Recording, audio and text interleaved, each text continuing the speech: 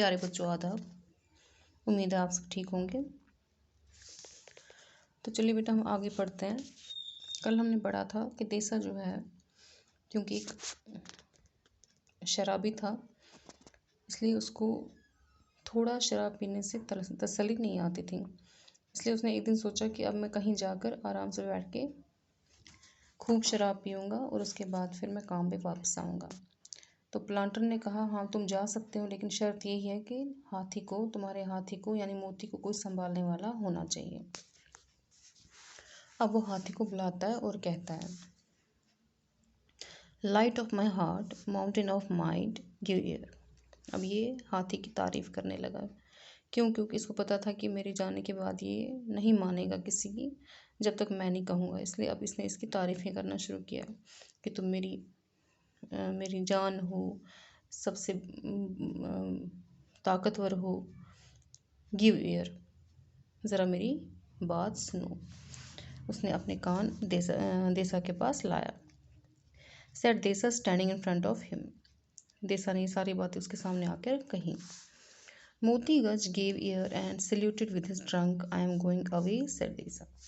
मोती गज ने क्या किया, अपना कान सामने लाया और अपनी सूंड को कर्व किया है ना, ऐसे ऊपर की तरफ उठाया। देखें इससे क्या होता है, एक रेस्पेक्ट होता है अपने मालिक की तरफ। उसने एक रेस्पेक्ट शो करके अपना कान जो है उसके सामने लाया। देसा ने क्या कहा, आई एम गोइंग अवे, मैं कहीं बाहर जा रहा हूँ। मोती गर्ल्स आईज ट्विंकल्ड। ये सुनते ही जो ये हाथी था, इसकी आंखों में चमक आई, खुशी की चमक। क्यों? He liked holidays as well as his master. क्योंकि उसको लग रहा था कि शायद देसा मुझे भी अपने साथ ले जाएगा और हम कहीं जाकर खूब मस्ती करेंगे और खूब छुट्टियां मनाएंगे। One could snatch all manner of nice things from the road side then. ये एक प्रोवर्ब है कि इंसान जो है या कोई भी हमेशा आराम की तलाश में ही होता है। ऐसी चीज़ों की तलाश में होता है जो उसको सुख खुशी पहुंचाए, आराम पहुंचाए। But you must stay behind and work. मगर देसा ने क्या कहा, मगर तुम्हें यहीं पे बैठ के क्या करना पड़ेगा, काम करना पड़ेगा। ये देसा ने कहा है कि तुम्हें यहीं बैठकर आपको जो मालिक है उनकी बात माननी चाहिए। The twinkle died out as Motigaj try to go look delighted. जैसे उसने सुना कि उसको यहीं बैठ के काम करना पड़ेगा, उसकी आंखों की चमक सारी खत्म हो गई। I shall be gone for 10 days, hold you up your rear foot and I will impress the fact upon it। कहता है कि मैं कितने दिनों के लिए जा रहा हूँ, 10 दिनों के लिए जा रहा हूँ। अपना पैर सामने लाओ, मैं उन पे आपको बताऊंगा कि मैं कितने दिनों के लिए जा रहा हूँ। अब उसको 10 पता नहीं था। Desa took a tent peg and hit Motigaj 10 times on the Niels.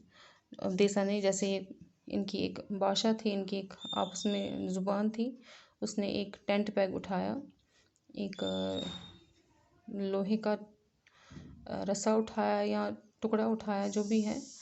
Tent peg किसको कहते हैं हम, जिससे टेंट को हम कहीं पर बांधते हैं या फिक्स करते हैं, यानी वो कुंडा जैसा होता है। उसने वही कुंडा उठाया और मोतीगज के पैरों के नाखूनों पर 10 बार मारा। Motigaj grunted and shuffled from foot to foot. Motigaj को पता चल गया और उसने ये साइन दी कि हाँ मुझे समझ आ गई। वो ऐसे हिलने लगा, कभी एक पैर पर कभी दूसरे पैर पर, ये बताने के लिए कि मुझे समझ आ गई। 10 days said देसा, you will work and obey the orders of Chihun. Take up Chihun and set him on your neck। और इन 10 दिनों में तुम्हें किसका कहना माना होगा, चिहुन का, जो कि देसा का दोस्त था। इन 10 दिनों में आपको उसी की बात माननी होगी, इसलिए चिहुन को अपने कंधे पर उठाकर अपने साथ ले जाओ। मोतीगज curl the tip of his trunk.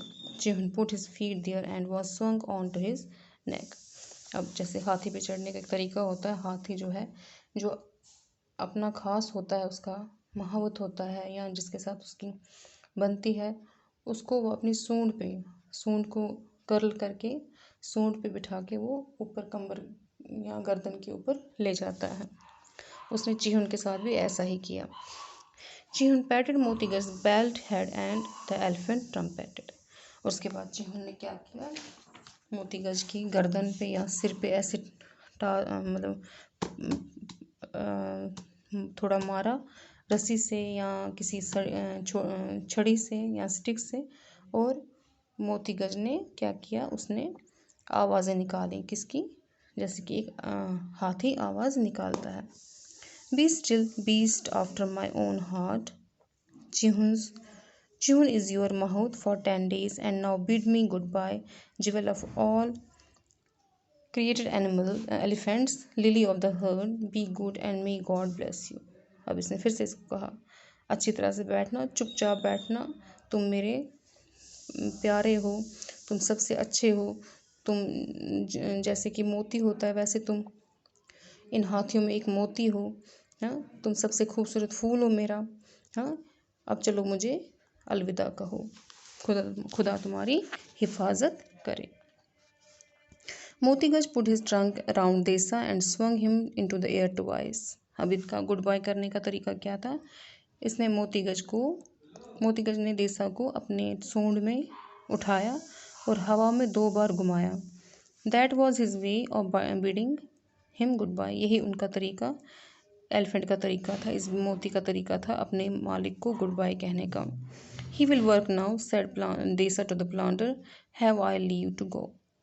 अब क्या कहा इस देसा ने इसको, मालिक को, अब ये आराम से काम करेगा, क्या मैं जा सकता हूँ। Before the planter noted Desa had डाइवर्ड into the woods, Motigaj went back to dig out stumps. अभी मालिक ने जवाब दिया ही नहीं था कि हाँ तुम जा सकते हो, इतनी देर में ही मोती जो है, ये देसा जो है वो वहाँ से भाग गया था, गायब हो गया था और जंगलों में कहीं गुम गया था। मोतीगज भी अपने काम पे वापस चला गया। Chihun was very kind to him but Motigaj felt unhappy and lonely. हालांकि चिहुन जो था वो इसका बहुत ध्यान रखता था, उसको खाना देता था, इसका ख्याल रखता था, लेकिन मोतीगज को अपने मालिक देसा के बगैर अच्छा नहीं लगता था। वो अनहैप्पी और लोनली, यानी उसको वो मायूस रहता था और उसको अकेलापन महसूस होता था अपने मालिक के बगैर। Nonetheless, he worked well and the planter wondered.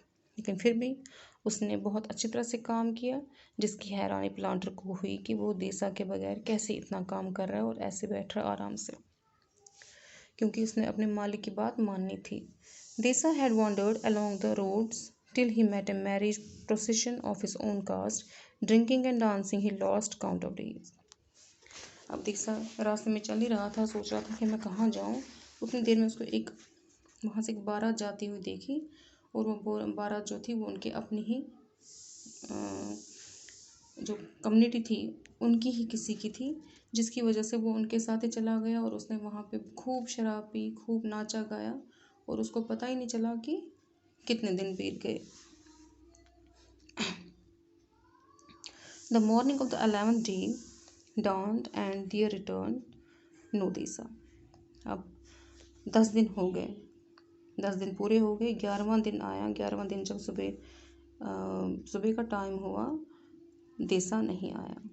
उसने कहा था कि मैं 10 दिन के लिए जा रहा हूँ, 11वें दिन आ जाऊँगा, लेकिन वो नहीं आया। Motigaj was loose from his ropes. ये भी एक प्रोवर्ब है। Motigaj was loose from his ropes. अब उसका बर्दाश्त जो है वो टूटने लगा। अब वो बर्दाश्त नहीं, 10 दिन उसने बर्दाश्त किया था, लेकिन अब उसमें बर्दाश्त नहीं रहा था। He swung clear, looked round, shrugged his shoulders and began to walk away as one having business elsewhere. अब उसने किसी का कुछ नहीं माना, कभी यहाँ जाता, कभी वहाँ जाता, कभी जहाँ मर्जी आता जाता, जैसे मर्जी आता वैसे करता। ऐसे लग रहा था कि जैसे उसका यहाँ अब कोई काम नहीं है। हाय हो come back you said John. अब जीवन को हैरानी हो गई कि जब 10 दिन तक ये आराम से काम कर रहा था, आज उसको क्या हो गया। अब उसको बुलाने लगा, यहाँ आओ, यहाँ आओ, come back and put me on your neck. आओ और मुझे अपनी पीठ पर उठाकर ले जाओ। यू विकेट माउंटेन, रिटर्न और I will bang every toe off you your fat food. अब इसने उसको डांटा, जल्दी आओ, जल्दी आओ, तुम एक वहशी जानवर हो, आ जाओ जल्दी, तुम में कोई तमीज़ नहीं है, वो नहीं है, ये नहीं है। अगर तुम नहीं आओगे तो मैं तुम्हारे पैरों पर क्या करूँगा, तुम्हारे पैरों की उंगलियों को, जो जो टोज़ हैं उनको पीटूँगा, उन पे मार्क करूँगा। Motigas sighed gently but did not obey Johan, ran away after him with a rope and caught him up. Motigas put his ears forward and Jihun knew what that meant but pretended to be brave. मोतीगज ने एक गहरी सांस ली